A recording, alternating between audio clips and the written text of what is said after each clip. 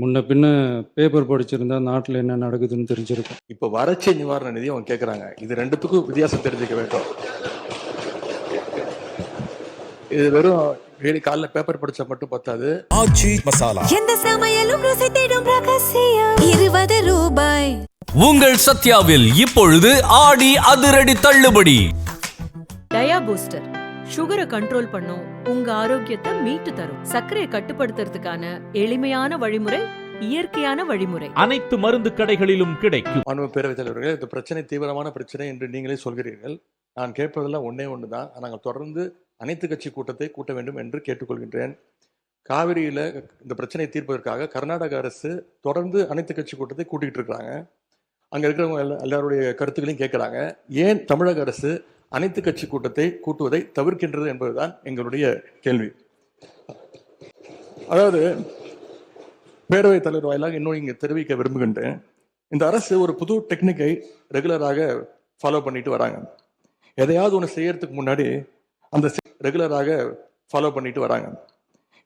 ஒன்று செய்யறதுக்கு முன்னாடி அந்த செய்தி இவங்களே லீக் பண்ணிடுறாங்க. உடனே அதற்கு எதிர்ப்பு பலமாக இருந்தா உடனே ஒரு யூடியூப் சொல்றேன். தேவையற்ற பிரச்சனை திருப்பும் நான் சொல்லுகிறேன். இந்த பிரச்சனையை ஒட்டி மற்றும் பேசுங்கள். எந்த ஸ்ட்ராட்டஜி இதெல்லாம் என் முன்னால் இருக்கிற பிரச்சனை தேவையில்லை. வாங்க, இந்த பிரச்சனையை ஒட்டி தான் தலைவர் பேசிட்டு இருக்கிறேன். முதலமைச்சர் அவர்கள் கர்நாடகா போறார் அப்படின்னு வேளாண் துறை அமைச்சர் ஒரு பேட்டி கொடுக்கிறார். அப்புறம் அவரே அதை மறுத்து பேசுகிறார். அப்புறம் இன்னும் 2 அமைச்சர்கள் அதிகாரபூர்வமாக எந்த முடிவையும் நாங்கள் எடுக்கவில்லை என்று கூறுகிறார்கள். 13 பேர் கொண்ட ஒரு குழு போகுதுன்னு திரும்பி செய்திகள்ல பார்த்தோம். கடைசியில் என்ன ஆச்சுன்னா, கர்நாடக முதலமைச்சர் சொல்லிட்டார், இந்த தமிழ்நாடு முதலமைச்சர் நீங்க வர வேண்டாம், நாங்கள் தண்ணி எல்லாம் கொடுப்பதற்கு தயாராக இல்லை என்று கர்நாடக முதலமைச்சர் அவர்கள் தெரிவிக்கிறார்.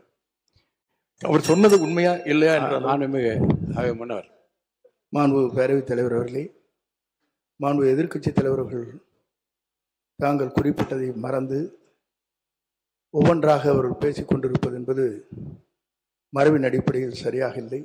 என்று சொன்னால் இல்லை, முக்கியமான பிரச்சனை என்ற முறையிலே தான் அவர்களுக்கு இவ்வளவு நேரம் பேச அனுமதித்தார்கள்.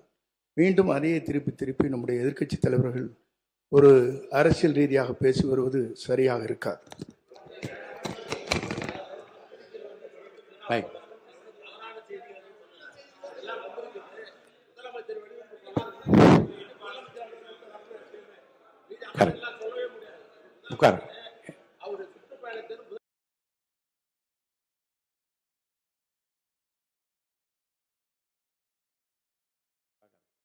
மாண்பு எதிர்க்கட்சி தலைவர்களுக்கு மீண்டும் சொல்கிறேன், சுருக்கமாக அரசின் கவனத்தை ஈர்த்து அமர்வதுதான் மரபும் விதியும். அந்த அடிப்படையில் உங்கள் பேச்சை நீங்கள் முடித்துக் கொள்ளுமாறு நான் அன்போடு கேட்டுக்கொள்கிறேன். தவறாக எதுவும் பேசவில்லை. இல்லை, தவறு சரி. அனைத்து கட்சி கூட்டத்தை கூட்ட போகிறீர்களா இல்லையா, எப்பொழுது கூட்ட போகிறீர்கள்?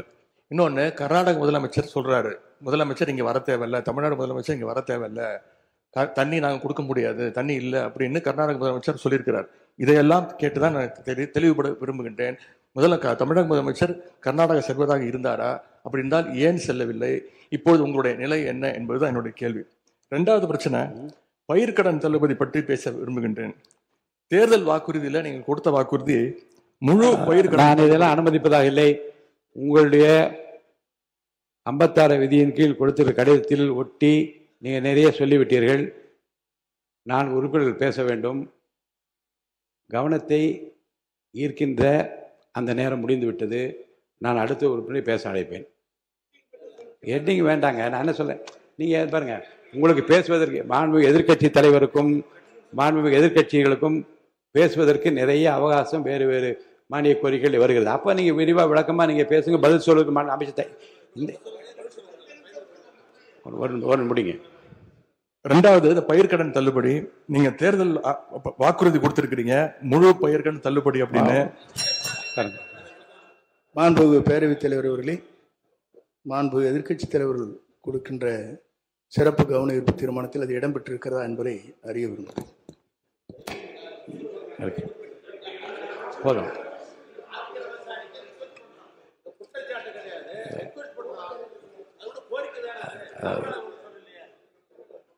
பாருங்க, கவனத்தை ஈர்க்கின்ற அந்த பிரச்சனையை மாறி இது வேறு வேறு திசைகளிலே செல்லுமானால் எந்த பிரச்சனைக்காக இதனை அனுமதித்தனோ அந்த பிரச்சனை நிறைவேறாது. அருள் கூர்ந்து இதற்காக தான் நாங்கள் விவசாயிகள் போராடிட்டு இருக்கிறாங்க. நீங்க பயிர்க்கடன் தள்ளுபடி முழுமையாக கொடுப்போம்னு சொன்னீங்க, கொடுக்கல. இதையும் சேர்த்து தான் அங்க விவசாயிகள் இங்க போராட்டத்தில் ஈடுபட்டு இருக்கிறாங்க. எவ்வளவு டைம் தேவைப்படும் அப்படின்னு சொல்ல வேண்டும். அதே மாதிரி டெல்டாவில் இருக்கக்கூடிய அனைத்து தரப்பு விவசாய சங்க பிரதிநிதிகளையும் சந்திச்சு பேசுற மாதிரி முதலமைச்சர் அவர்கள் ஒரு கூட்டத்தை கூட்ட வேண்டும். மூன்றாவதாக, குறுவையில நஷ்டத்தை சந்திச்சிருக்கக்கூடிய விவசாயிகளுக்கு இந்த அரசு உரிய இழப்பீடு வழங்கணும்னு கேட்டுக்கொள்கின்றேன். எங்களுடைய ஆட்சியில 6.5 லட்சம் ஹெக்டேர் அளவுக்கு குறுவை சாகுபடி நடந்துச்சு. ஆனா இன்றைக்கு இந்த வருஷம் இந்த ஆட்சியில வெறும் 1.5 லட்சம் ஹெக்டேர் அளவுக்கு தான் குறுவை சாகுபடி நடந்திருக்கு. நீங்க ஸ்பெஷல் பேக்கேஜ்னு சொல்லி 134 கோடி அறிவிச்சிருக்கிறீங்க. அதை எத்தனை பேருக்கு கொடுத்திருக்கிறீங்க என்பதை இந்த அவையில தெரிவிக்க வேண்டும். ஏதாவது கணக்கெடுப்பு நடத்தியிருக்கிறீர்களா? மாண்புமிகு பொதுப்பணித்துறை அமைச்சர்.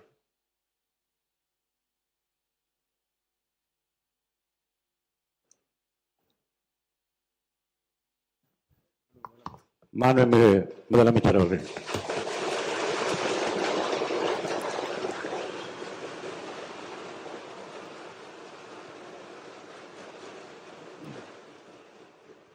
மாண்புமிகு பேரவைத் தலைவர் அவர்களே, உட்காருங்க. அவங்க பேசும்போது குறுக்கிட வேணாம், உட்காருங்க. இன்னொன்று நீங்க இல்லை, இடையில அனுமதிக்க முடியாது.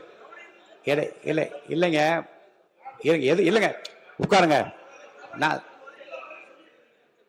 எல்லா வாய்ப்பு கொடுப்பேன். இருங்க, உங்களுக்கு கொடுக்குறேங்க. உங்க பேரை படிச்சு இருங்க. உங்க பேரை தெளிவா படிச்சுட்டேன். உட்காருங்க. உங்களுக்கு இல்ல இப்ப அவங்க பேருங்க. அவர் இல்ல இருங்க, உட்காருங்க. உட்காருங்க. விதிகளின்படி தான் நடக்குது. உட்காருங்க. நான் சொல்றதை கேட்டு. எதிர்கட்சி தலைவர் இன்னும் முடிக்கலைங்க. அவர் பேச முடிச்சுட்டாரா? இன்னும் எதிர்கட்சி இன்னும் முடிக்கவே இல்லை. உட்காருங்க. நீங்க அவர் பேசி என்ன அதுதான் பேசுறேன். எது சட்டமோ எது விதியாதான் நான் பேசுறேன். எனக்கு பயப்பட சொல்லி நான் சொல்லுங்க. அவைக்கு பயப்படுங்க, விதிக்கு பயப்படுங்க. எனக்கு பயப்பட வேண்டாம், விதிக்கு பயப்படுங்க. மாண்புமிகு எதிர்கட்சி பேசி முடிக்கல. அவர் பேசி முடித்த இருங்க. அவர் பேசுகிற போது குறுக்கீடு பாருங்க. அவர் பேசுகிற போது தயவுசெய்து உட்காருறீங்களா? உட்காருங்க. என்ன உட்காருங்க, நான் அனுமதி தரேன். பேரவை முன்னவர் பேசுங்க. பேரவை முன்னவர் உட்காருங்க. பேசுங்க. நீங்க பேச கருத்து சொல்லுங்க. மாண்பு பேரவைத் தலைவர் அவர்களே, ஒரு நிமிஷம். மாண்பு பேரவைத் தலைவர் அவர்களே, எதிர்கட்சி தலைவர் சொன்னதற்காக இல்லை, ஒரு நிமிஷம். எதிர்கட்சி தலைவர் குறிப்பிட்டதற்காக அதற்கு ஒரு பதில் அளித்ததற்கு பிறகு முறைப்படி உங்களுக்கும் அந்த வழங்கப்படும். ஆகவே நீங்க அதுக்குள்ள அவசரப்படாது. அதுதான் சொல்றேன். நான் அதுதானே சொல்றேன். மாண்புமிகு முதலமைச்சர் அவர்கள்.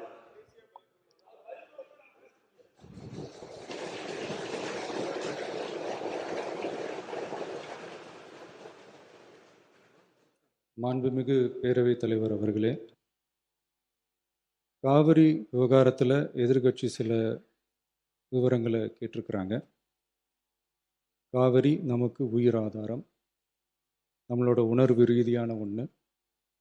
அதனால் அதை வச்சு அரசியல் பண்ணுற எண்ணம் துளி கூட நம்ம அரசுக்கு இல்லை.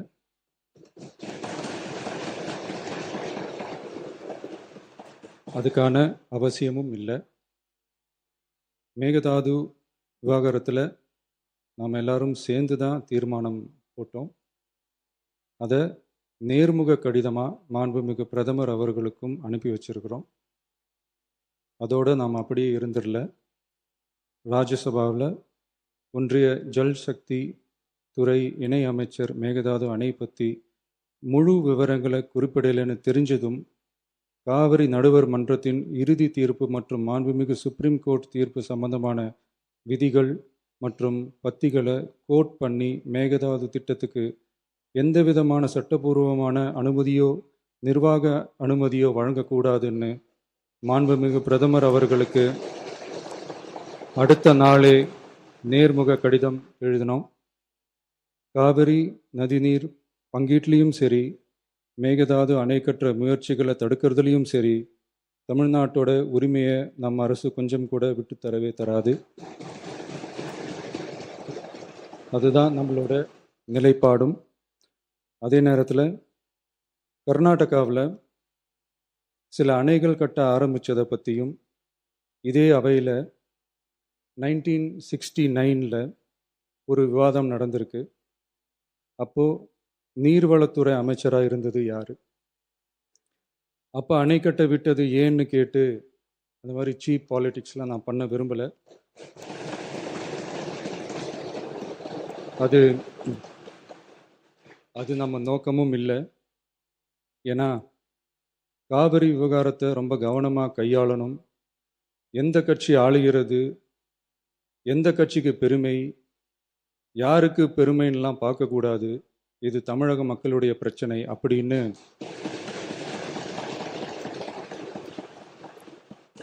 அப்போ இருந்த எதிர்க்கட்சி தலைவர் திரு கருத்திருமன் அவர்கள் சொன்னதை இந்த சபையில் சொல்ல விரும்புகிறேன். காவிரி பிரச்சனையில் சம்பந்தப்பட்ட 2 மாநிலங்களும் ஒன்றிய அரசும் உட்கார்ந்து முடிவெடுக்கணும்னு 1969 இந்த சபையில் பேசியிருக்கிறாங்க. அதுக்கப்புறம் நிலைமை வேறு மாதிரியெல்லாம் போயிடுச்சுன்னும் நம்ம எல்லாருக்குமே தெரிஞ்சது தான். சட்டப்படி இந்த பிரச்சனையை அணுகிறதுல நாம் உறுதியாக இருக்கிறோம், அதில் மாற்றமே இல்லை. இருந்தாலும் ஒரு அட்டெம்ப்ட் எடுத்து பார்க்கலாம்னு தோணுனது தான் அந்த பெங்களூர் விசிட். அப்படி ஒரு விசிட் பற்றி ஃபஸ்ட்டு யோசித்து கேட்டதும் நான் தான். நாம் பெங்களூர் போக நினச்சதை பற்றி பல ஒப்பீனியன்ஸ் வந்துச்சு. நாம் போக நினச்சதுக்கு காரணம், ஒருவேளை இந்த பிரச்சனை தீர்க்கறதுக்கான ஒரு பாசிட்டிவ் சைன் கிடைச்சா நல்லா இருக்குமேன்னு ஒரு எண்ணத்தில் தான். இன்றைய காலத்தில் பகை நாடுகளை பேசி தீர்க்க பார்க்குறாங்க. பக்கத்து மாநிலத்தோட பேசி பார்த்தா என்னன்னு நினச்சேன்.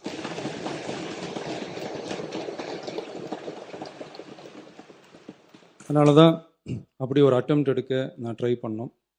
ஒருவேளை அந்த அட்டெம்ப்டில் ஒரு அவமானம் நேர்ந்தால் என்ன செய்யன்னு சில பேர் கேட்டாங்க. அப்படி நடந்தால் தமிழ்நாட்டு மக்களுக்காக அதையும் தாங்க தயாராக தான் இருக்கேன்.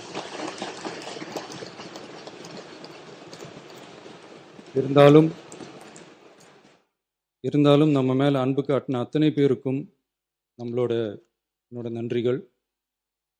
இந்த காவிரி விவகாரம் பற்றி மாண்புமிகு நீர்வளத்துறை அமைச்சர் அவர்கள் உரிய விளக்கம் அளிப்பார்.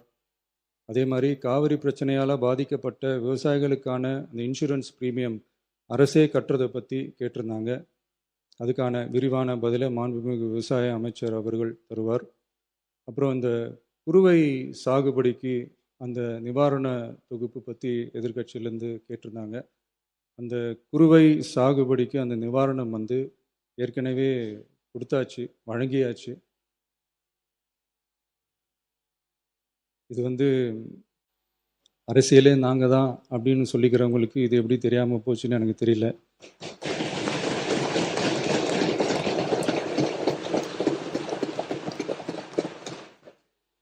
முன்ன பின்ன பேப்பர் படிச்சிருந்தா நாட்டில் என்ன நடக்குதுன்னு தெரிஞ்சிருக்கும்.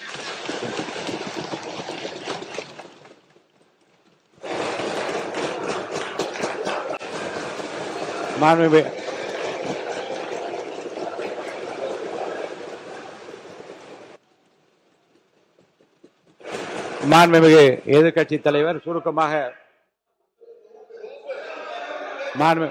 கொஞ்சம் அமைதியா இருங்க. மாண்புமிகு எதிர்க்கட்சி தலைவர் பேசுவதற்கு நீங்க அமைதியா இருங்க. நீங்களே இப்படி பிரச்சனை பண்ணா எப்படி? அமைதியா இருங்க, அவங்க பேசணும் சுருக்கமாக. பேரவைத் தலைவர் அவர்களே, ஸ்பெஷல் பேக்கேஜ்னா நீங்க கொடுத்தது 134 கோடி கொடுத்தீங்க. அது அனைத்து அரசுலையும் கொடுக்கறக்கூடிய ஸ்பெஷல் பேக்கேஜ் தான். இப்போ வறட்சி நிவாரண நிதி அவங்க கேட்குறாங்க. இது ரெண்டுத்துக்கும் வித்தியாசம் தெரிஞ்சுக்க வேண்டும். இது வெறும் காலைல பேப்பர் படிச்சா மட்டும் பத்தாது. அங்க அனைத்து கட்சி கூட்டத்தை கூட்டி அனைத்து விவசாயிகளோடையும் போய் கலந்து பேசி அவங்களுடைய கோரிக்கைகள் என்னன்னு நீங்க தயவு செய்து கேட்டுக்கொள்ள வேண்டும். அதே மாதிரி அதே முன்னர் மாண்புமிகு இதெல்லாம் மன்னிக்கணும். மாண்புமிகு எதிர்க்கட்சி தலைவர்கள் இப்போது வறட்சி நிவாரணத்தை பற்றி சொன்னார்கள். செப்டம்பர் இறுதி வரையிலும் பார்த்துவிட்டு தான் வறட்சி நிவாரண பணிகளை ஆற்றுவது வழக்கம். அவை அதை குறிப்பிட விரும்புகிறேன். எதிர்கட்சி தலைவர், பேரவைத் தலைவர்களே, பேச அனுமதிங்க. நீங்களே இப்படி பண்ணா எப்படி? மாண்புமிகு எதிர்கட்சி தலைவர் சுருக்கமா தலைவர்களே, நாங்கள் இன்னொன்று திரும்பி கேட்பதுதான், கர்நாடகாவில் அவங்க அனைத்து கட்சி கூட்டத்தை கூட்டி முன்னாள் முதலமைச்சர்லாம் வர சொல்லி அவங்களுடைய கோரிக்கைகள்லாம் கேட்டுக்கிட்டு இருக்காங்க, தொடர்ந்து கேட்டுட்டு இருக்காங்க. இந்த தாவேக அரசு ஏன் அனைத்து கட்சி கூட்டத்தை கூட்டுவதற்கு என்ன உங்களுக்கு பயம், என்ன உங்களுக்கு தயக்கம் என்பதை நான் கேட்டுக்கொள்ள விரும்புகின்றேன். அதே மாதிரி குறுவை பாதிச்ச சம்பாவும் இன்னைக்கு கேள்விக்குறியாக இருக்கிற நிலையில விவசாயிகளுடைய தொடர் கோரிக்கை டெல்டா மாவட்டங்களை வறட்சி பாதித்த மாவட்டங்களாக அறிவித்து அதற்கான உரிய நிவாரணங்களை அவங்க தொடர்ந்து கேட்டுட்டு இருக்கிறாங்க. எனவே அதையும் இந்த அரசு செய்ய வேண்டும் என்று கேட்டுக்கொள்கின்றேன். நன்றி.